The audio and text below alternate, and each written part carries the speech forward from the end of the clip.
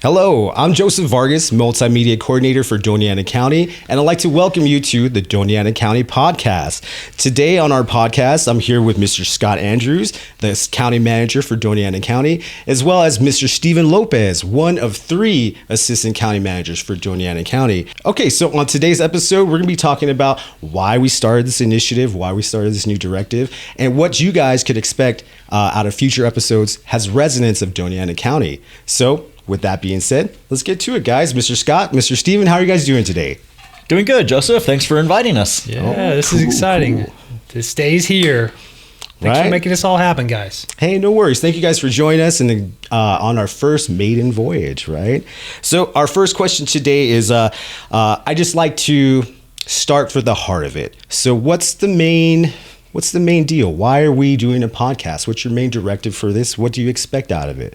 What would you inspired you to create this platform and to go this direction in this medium? Yeah, we learned a lot. So in the last few weeks, we've had several town hall meetings. I bet 15 already and probably 15 more before a big bond measure goes to the voters in November. I'm sure we'll talk about that more another day. But during this process, we've learned whether it's geography of a nearly 4,000 square foot county, the language barriers that we have a very young county. We're not reaching people where they are. Stephen, you want to add anything to that? I'll actually go way back. I've been living in Doña Ana County since the 1900s, and when I actually started working for the county, I learned so much more about what the county's doing and the opportunities available in Doña Ana County. And I think it's going to be really exciting over this podcast series to share that with everybody out there. Even people that aren't in Doña Ana County now, that might be looking at, hey, that's a place I want to go visit, or maybe a place I want to go live. We've got nearly 1,000 staff members spread out around the 2nd largest county and the 5th largest state, and we've got a story to tell. Hey, there you go. So that's a good segue into the next question. So why this medium? Why a podcast? Why, out of all the different mediums and forms and different TikToks and Reels, why have this format? Why a sit down long form? Well, some people do appreciate short form, but at the same time, there's still a good audience out there for the good old traditional conversations. And so this won't reach everybody, but it's going to reach people, and we'll find out each episode which one becomes the favorite that people have. Yeah, it's going back to the earlier question. We have such a sprawling county. Not everyone even has broadband. We have we have so many homes that we can't even do snail mail flyers. We would run up our cost of postage delivery tenfold. So we're trying a little bit of everything to reach people where they are, to share our story and share all the wonderful things that the team's working on. Okay, great. Yeah, no, I totally understand that.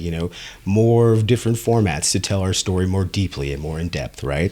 So with that being said, when you first thought about the podcast, what inspired you? What was out there that you felt like this would be the best platform? And then what gaps do you feel like we need to fill with this podcast? I think one of the first gaps that we're going to fill is by the end of this year, we're going to have a great blooper reel. Yes, and everybody appreciates that. Right. Yeah. So look forward to that. So I'm totally looking forward to that. Right. Yeah, we've got at least 5 bloopers already today, and we're just getting going. Right. Yeah. Just barely started, already going out the gate. No, but joking aside, I think it is a platform is a need. A lot of podcasts are trending up. And even some of our neighboring communities have these. And I know it's something we've talked internally for a while. I know you all have talked about this for some time. So it's just a matter of sitting down, doing the first episode. And it won't be perfect, we assure you. But we'll get better each episode. We promise that. Perfect. So my next question for both you guys is, why is this important? Why is this podcast important? I know it's important to county administration and to the county in general because we want to tell our story, but why is it important to the residents out there? Why should they be tuning in? And what's the why? What's their why? I'll get it started. Starts with, this is their county. They're paying taxes that go to all the programs we offer, and we owe it to them to make sure they know what they can take advantage of, what services are available. And that they see and hear from us directly, not just through somebody's article that they published in their online blog, but they're actually getting to hear the voices of the county. In this case, county leadership, that as the podcast goes on, they're going to hear from people actually out there on the street doing the work.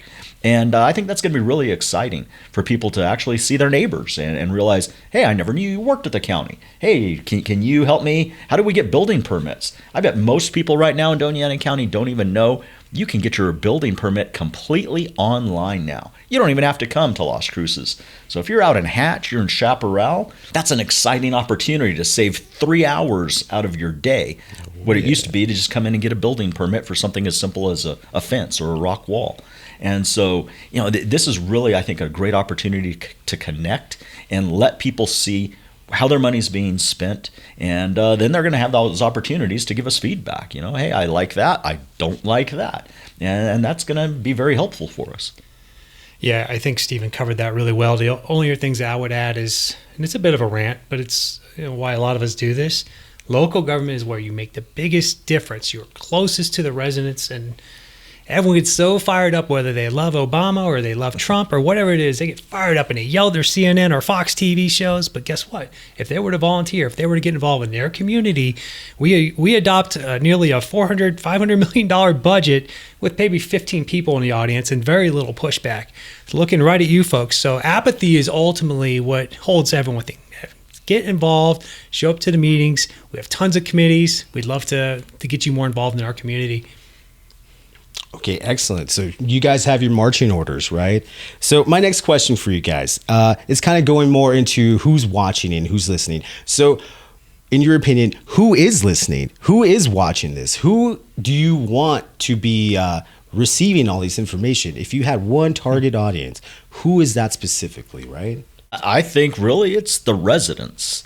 They already hear from people that we already communicate with on a pretty regular basis. Peter Goodman, Heath Houseman, but they're hearing it just through the questions that they are asking us. So this is really their chance to hear directly unfiltered stories and information. And so I think this is really about the residents themselves. Absolutely. And I think one little added bonus is people don't realize the jobs that are available in local government. So to add to what Stephen said, I would even expand that to maybe some of the young folks in the community that they don't know the cool things you can do, the events you can lead. And, because you're a perfect example sitting here leading our podcast for us. Right. That's a pretty cool job. I think people would like to get involved in things like that. So we want to tell our story firsthand so you hear from us and not half-truths, candidly, or just one side of stories. So we want to break things down so we'll get the people here so you can hear directly from them. And also, this is a great resource for the community. If you have a story to tell, we'd love to hear about it. I'd like to build on that.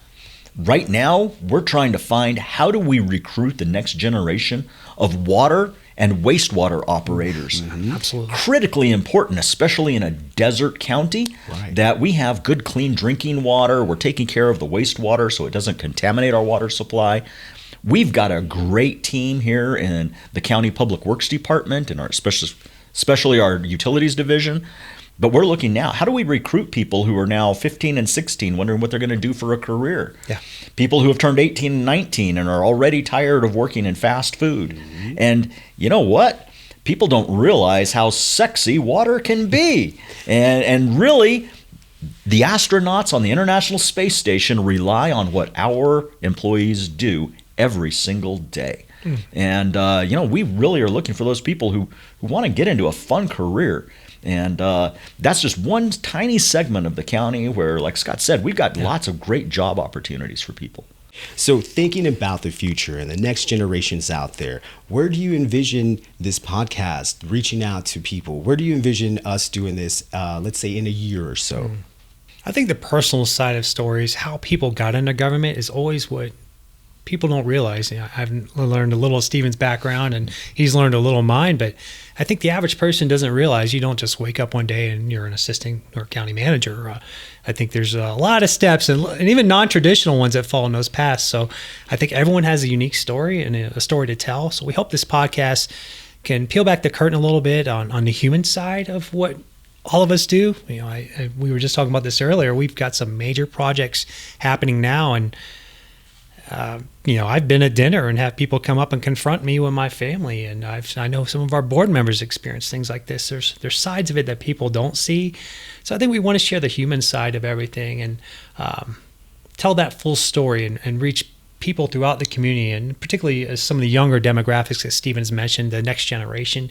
So we're trying to get more involved with NMSU. We're starting a youth commission soon. We're going to be starting some citizens academies or something similar to that next year. So we're really just focused on being community forward. Hey, excellent. Any thoughts on that, Stephen? What he said. Hey, right. And I expect that to become a meme by the way. Yeah. Boom, right? So, really quick, guys. My next question is going to be, what conversations or ideas do you think are happening elsewhere that aren't happening here? What would you like to highlight in this podcast or in this platform, just in case if we're missing something or having conversations elsewhere? You want to tackle that one first? Sure. We have a lot of great conversations going on. You look at probably one of our most popular departments in Doña Ana County, our fire rescue team. I don't know that there are very many people out there in the county that don't love the firefighters. They show up when they have medical emergencies. They're there at the schools with squirt guns in the hot summer days.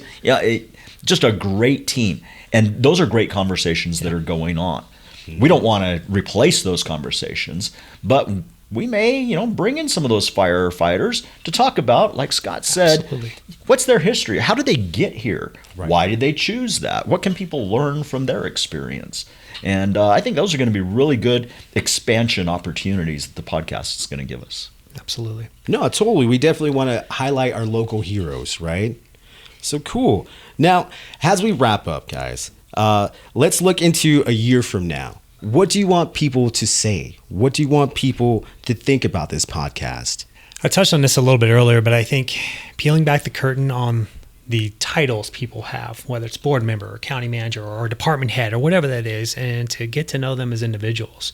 What makes them unique? What excites them about their job?